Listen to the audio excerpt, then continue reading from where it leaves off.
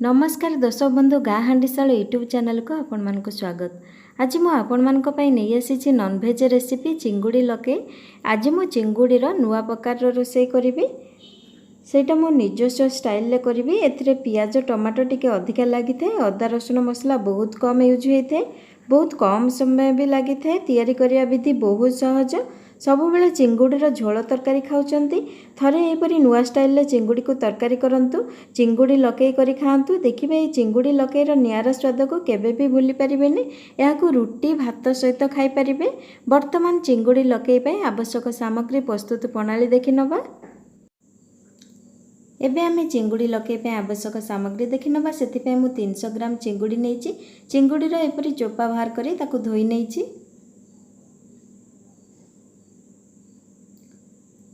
Eighty मु अदा रसुण paste half चामच नेइची, Lanka गुंड, हल्दी गुंड, एटा नेइची जीरा गुंड, धनिया गुंड और नेइची गरम मसला, लूण नेइची, 3टा टमाटो नेइची और 2टा पियाज नेइची। वर्तमान तो आवश्यक सामग्री देखि नेले। एबे आमे प्रस्तुत प्रणाली देखि नबा। देखंतु एटी मु चिंगुड़ी रे अदा रसुण पेस्ट हाफ चामच दे देली। एबे आमे गुंड मसला दे दबा। लंका गुंड, लूण, जीरा गुंड, धनिया गुंड, गरम मसला दे दबा। गुंड मसला अदा रसुण पेस्ट दे सारला परे एबे आमे आकु गोळेई नबा।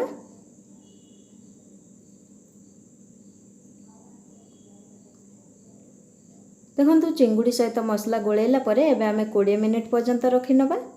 देखंतु 20 मिनिट रखिला परे चिंगुड़ी सहित मसला भलसे मैरिनेट हो जाइए। से भितर पियाज टमाटो को ये लंबा साइज करी काटी नेइछि। पियाज को ये बड़ बड़ साइज लंबा करी काटिबे। टमाटो को मध्य ये लंबा साइज पतला करिके काटिबे। एबे मु कड़ाई गरम करी नेइछि। सेथिरे सोरिष तेल 4 चमच भली दे दउछि। तेल को एबे गरम हबा पई दबा। देखंतु तेल एबे भलसे गरम हे धुआं बाहरी आसलानी। एबे मु जीरा 1 चमच दे दउछि। जीरा तो एबे फुटी आसलानी। एबे आमे काटिकी रखिथिया पियाज को दे दबा। पियाज दे सारला परे प्रथमे तेल रे अल्प समय भाजी नबा। पियाज को हल्का भाजिबा, बेसी समय भाजिबा नै, काहेकि ना चिंगुड़ी सहित पियाज भी भाजी हबार अछि।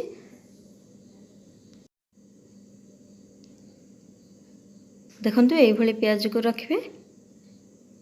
एबे त हमर पियाज हल्का भाजी आसलानी। एबे मु मैरिनेट करथिवा चिंगुड़ी को दे दउछि।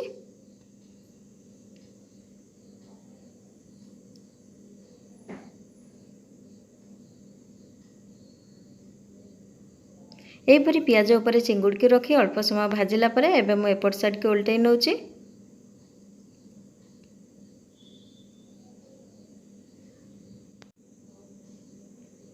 देखंतु एबे मु चिंगुड़ी के एपट साइड के उल्टै नेली। एबे आमे चिंगुड़ी सहित पियाज को भलसे भाजी नबा 2-3 मिनिट पर्यंत। एपरी भाबे आमे चिंगुड़ी पियाज को किछि समय भाजी नबा। देखंतु एबे त हमर 2-3 मिनिट हे गलानी। पियाज चिंगुड़ी भाजी आसलानी। एपरी भाबे चिंगुड़ी को कड़ाई रा चारिपट को खेलै नेबे। तापरे काटिथिवा टमाटो को दे दबा ता ऊपरे। देखंतु चिंगुड़ी ऊपर टमाटो एपरी सब आड़ को साइज करके दे सारला परे एबे आमे घोड़नी दे दबा। धीमा आंच रे रखी 4-5 मिनिट पर्यंत। देखंतु 4-5 मिनिट पर एबे मु घोड़नी खोली देखुची। देखंतु टमाटो रु पानी बाहरी आसी चिंगुड़ी एबे हमर सिझी आसलानी। मैरिनेट बेले तो लूण देइथिले, एबे आमे आउ टिके लूण दे दबा। लूण देके मिसै नबा। पुणी देखंतु तापरे मु 2 मिनिट पे घोड़नी देइथिली। 2 मिनिट पर एबे हमर चिंगुड़ी हे आसलानी। एबे आमे कटा धनिया पत्र दे दबा। एबे तो चिंगुड़ी लकई हे गला। एबे आमे गैस बंद कर नबा। चिंगुड़ी लकई सहित धनिया पत्र को भलसे मिसै नबा। वर्तमान तो हमर प्रस्तुत हे गला चिंगुड़ी लकई। एबे आमे प्लेट को खोली नबा। देखंतु एबे आमर गरमा गरम चटपटा चिंगुड़ी लकई हो गला। जदि आपण मानकु ये चिंगुड़ी लकई रेसिपी भल लगी लाइक करंतु, सांग मानक सहित अधिक रु अधिक शेयर करंतु। जदि आउ किछि जानिबार अछि कमेंट सेक्शन को जाय कमेंट करंतु। सर्वप्रथमे गाँ हांडीशालर एपरि नुआ नुआ रोषेई वीडियो देखिया चाहूले प्रथमे गाँ हांडीशाल चैनल को सब्सक्राइब करि नियंतु। धन्यवाद।